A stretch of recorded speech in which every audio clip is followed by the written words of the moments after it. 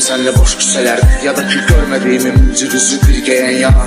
Döymediğimi kanlı davaların ortasında, söymediğimi ümitleri hayalların arkasından. Gitmedi mi sevgiler kızların göy gözlerinde, gitmedi mi sevdiklerimiz ellerimizden çıkıp gitmedi mi?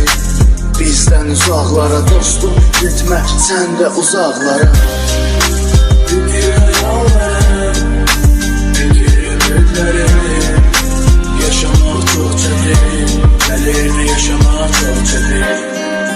Bitir hayallerim, bitir ümitlerim. Yaşamak çok çetin, ellerini yaşamak çok çetin. Allah yaşamak lazım, ya da ölmek lazım. Çetinli bu hayat, geriye dönmek lazım. Dostum yaşamak lazım, ya da ölmek lazım.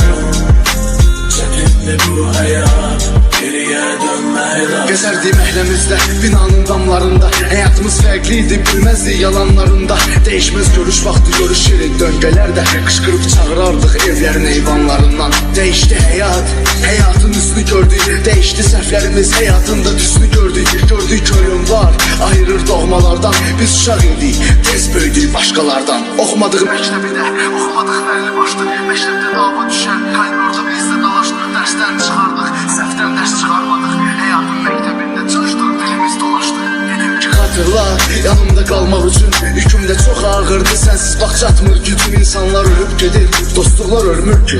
Həyatda geriyə dönmür. Kim yalan kim doğru, hayatımda sade qəlblər oldu. Sən devam elə mənim üçün sondu, bilirəm mənim zamanım doldu.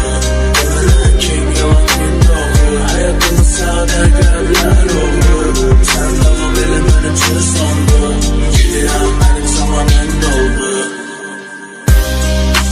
Yaşamak lazım, ya da ölmek lazım. Çetinli bu hayat, geriye dönmek lazım. Bak dostum yaşamak lazım, ya da ölmek lazım. Çetinli bu hayat.